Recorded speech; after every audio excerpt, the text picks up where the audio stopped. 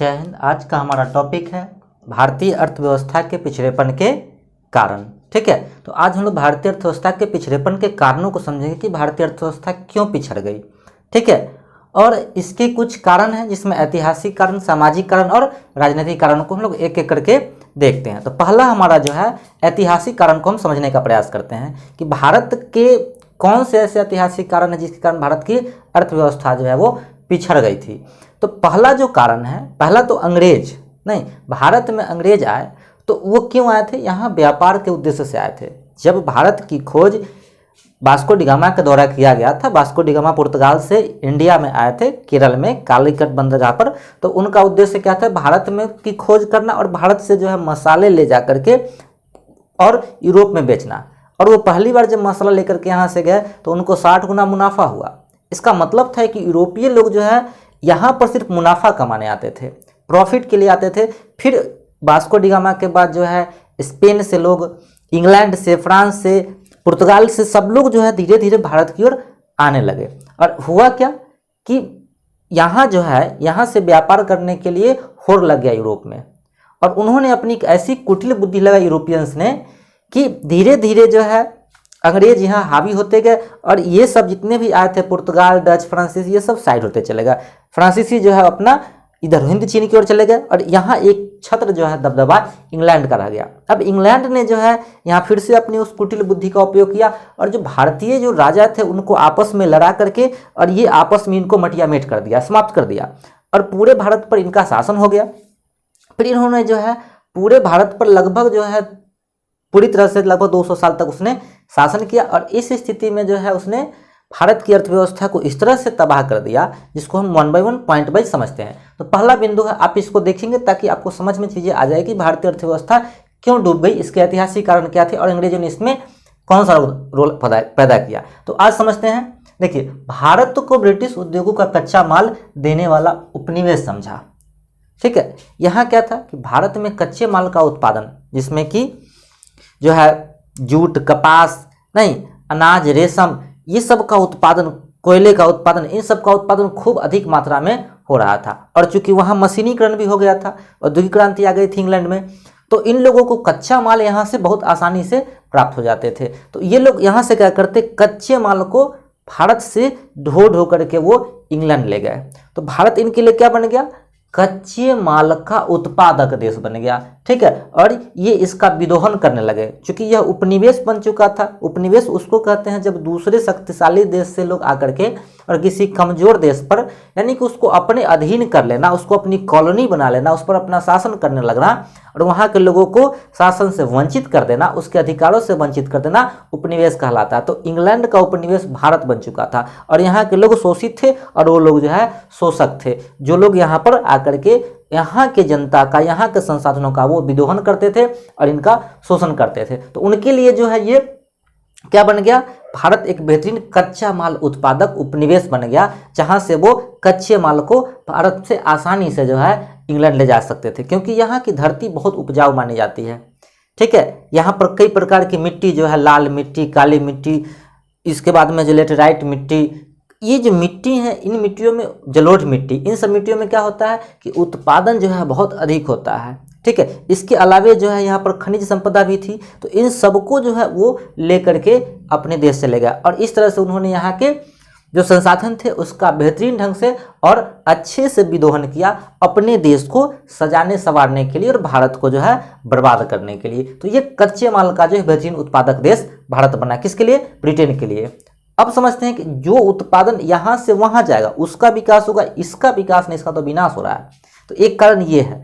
दूसरा कारण क्या है? दूसरा कारण है कि भारत को ब्रिटिश पदार्थों की बिक्री के लिए प्रयोग करना। अब क्या करते थे कि यहाँ से कच्चे माल ले जाते थे और वहाँ से बना बनाया माल भारत में लाते थे और उसको जो है भारत में बेचते थे नहीं। और उस समय जो है लगभग आज़ादी के पहले तक भारत की आबादी लगभग 50 करोड़ के आसपास थी।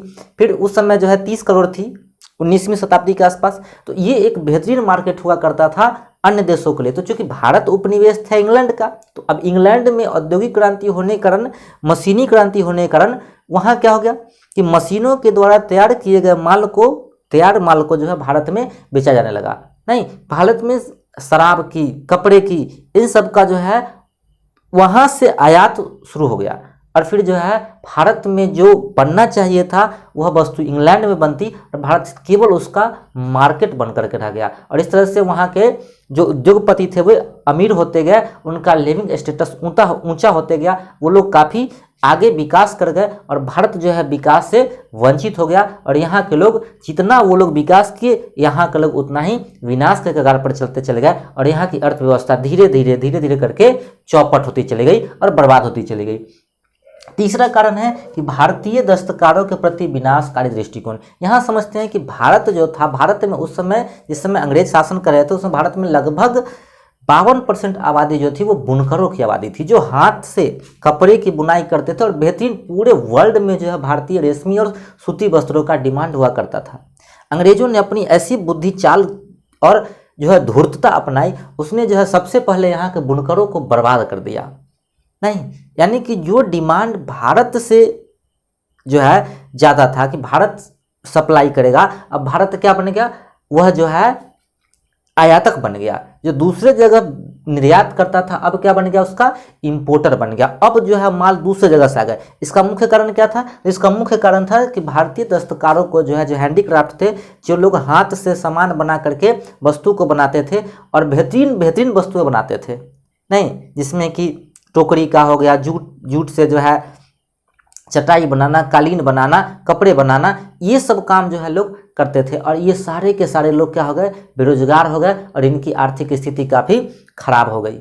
तो इस कारण से इसलिए जो है अंग्रेजों ने इस पहली बुद्धि को लगाया कि यहाँ के दस्तकारों को जो उसने बर्बाद कर दिया। और जब बर्बाद हो गए उसके बाद माल को जो है वहाँ से लाएंगे और यहाँ पर सिर्फ बेचेंगे। मतलब भारत केवल और केवल आयातक रहेगा, न कि निर्यातक रहेगा। और इस तरह से उन्होंने जो है भारत को बर्बाद किया और तबाह करने में अपनी जो है महत्वपूर्ण भूमिका निभाई। और भारतीय अर्थव्यवस्था जो है धीरे धीरे करके जो है एकदम बर्बाद हो गया। जो सोने की चिड़िया कहा जाता था वो खंडहर बन करके भारत प्राप्त हुआ। उसके बाद चौथा कारण जो है वो है शोषणात्मक भूमिकर नीति। जब अंग्रेज आए तो उन्होंने क्या किया कि यहाँ पर जो है ज़मीन पर कब्जा हो गया उनका। अब ज़मीन को उसने क्या किया कि जो यहाँ के बिचौलिए थे, जिनको ज़मींदार कहा जाता, उनके हाथ में ज़मीन जो है दे दिया। और वे लोग क्या करते थे कि उस ज़मीन पर किसानों से जो है मनमाना कर वसूलते थे। धीरे धीरे क्या होती चली गई, कृषि की उत्पादकता भी कम होती चली गई। लोगों ने टैक्स देने, मतलब लोगों की स्थिति ऐसी थी कि लोग टैक्स नहीं दे सकते थे क्योंकि उनके पास था ही नहीं कुछ। होगा तब न देंगे, लेकिन वो जितना उत्पादन करते थे उनका बेचारे का अपना पेट भी नहीं भर पाता था और उनको टैक्स अधिक देना पड़ता था। और बिचौलिए जो थे वे लोग जो है उनके टैक्स की हकमारी करते थे। मतलब कि कहने का मतलब है कि अगर वहाँ से अंग्रेज डिमांड करते कि 5 रुपया लेना, ये लोग जो है 15 रुपया 20 रुपया लेते थे। और इससे क्या होता था कि लोगों की स्थितियाँ जो है खराब होने लगी और बिचौलिए जो है मालामाल होते चले गए। अंग्रेज को भी मिला, जिसमें कई सारी प्रथा आई थी, जिसमें रैयतवाड़ी, महलवाड़ी, ये सब प्रथा जो है उसने लागू किया था। लेकिन इस प्रथा ने जो है, इस कर नीति ने, इस टैक्स नीति ने जो है, जो भूमि पर लगाए गए थे लगान जिसको कहते हैं, उसने जो है भारतीय अर्थव्यवस्था को बर्बाद करने में महत्वपूर्ण भूमिका निभाई। पहले तो दस्तकार बर्बाद हुए, अब किसान भी जो है बर्बाद हो चुके थे। आप समझ सकते हैं कि क्या स्थिति हुई होगी भारत के लोगों के। और उस समय क्या होता था कि अंग्रेजों के शासनकाल में हर साल 2 साल 3 साल पर एक बार जो है फेमाइन आता था, भूखमरी आ जाती थी और लाखों की संख्या में लोग जो है मारे जाते थे केवल भोजन के अभाव में। इस तरह की स्थितियाँ जो है उन लोगों ने कर दी थी जब भारत जो है अंग्रेजों के अंदर में गुलाम था। तीसरा है बुनियादी जो आधारभूत संरचना है उसको जानबूझ करके अवहेलना करना। जो बुनियादी संरचना क्या होती है, किसी भी देश की हेल्थ, एजुकेशन, इंफ्रास्ट्रक्चर जिसको हम कहते हैं, जिसमें रोड, कनेक्टिविटी, बिजली, पानी, ये सब, इन सब पर कोई ध्यान नहीं दिया गया। कृषि की उत्पादकता कैसे बढ़े, कृषि में उत्पादन कैसे बढ़े, इन सब पर कोई ध्यान नहीं दिया गया। शिक्षा में सिर्फ क्लर्क पैदा किए गए, अफसर तो वो वहाँ से लाते थे। इसके अलावे जो है उनकी रोड में कोई रुचि नहीं थी क्योंकि वो नहीं चाहते थे कि भारत विकास करे। क्योंकि भारत अगर पढ़ लिख लेगा, विकास कर जाएगा, यहाँ के लोगों की हेल्थ अच्छी हो जाएगी, लिविंग स्टेटस ऊंचा हो जाएगा, तो उस स्थिति में वो गुलाम बन करके नहीं रहेंगे। गुलाम कौन बन के रहता है? जो कमज़ोर होता है। वो चाहते थे कि भारतीय कमज़ोर रहे, उनको एजुकेशन नहीं मिले, प्रॉपर हेल्थ नहीं मिले, कनेक्टिविटी नहीं हो, और इसी कारण से जो उन्होंने यहाँ के लोगों को जानबूझ करके गरीब बनाए रखने के लिए षड्यंत्र रचा, और इसी कारण से उसने इंफ्रास्ट्रक्चर पर कोई काम नहीं किया।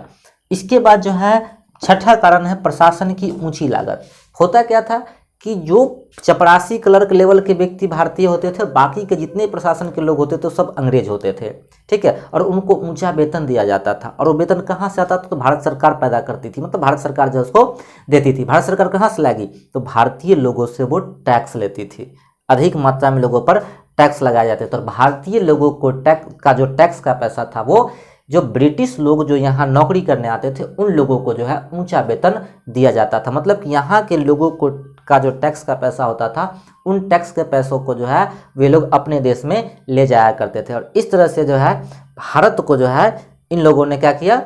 अर्थव्यवस्था को तबाह कर दिया। यानी कि जिस समय 1947 तक जब हम आज़ाद हुए तो हमारी अर्थव्यवस्था इतनी खराब हो चुकी थी जिसको रिकवर करना जो है अगले 20 सालों में काफ़ी मुश्किल था। लेकिन फिर हमने जो है उसको रिकवर किया नहीं।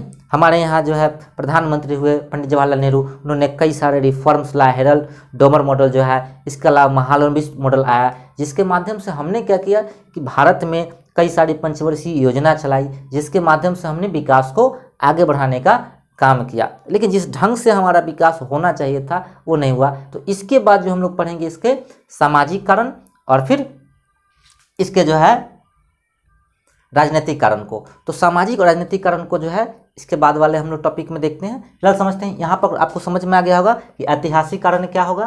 भारत को ब्रिटिश उद्योगों को कच्चा माल सप्लाई करने वाला उपनिवेश समझना। भारत को ब्रिटिश पदार्थों की बिक्री के लिए प्रयोग किया गया। भारतीय दस्तकारों के प्रति विनाशकारी दृष्टिकोण अपनाई गई। उसके बाद में शोषणात्मक भूमिकर नीति लाया गया।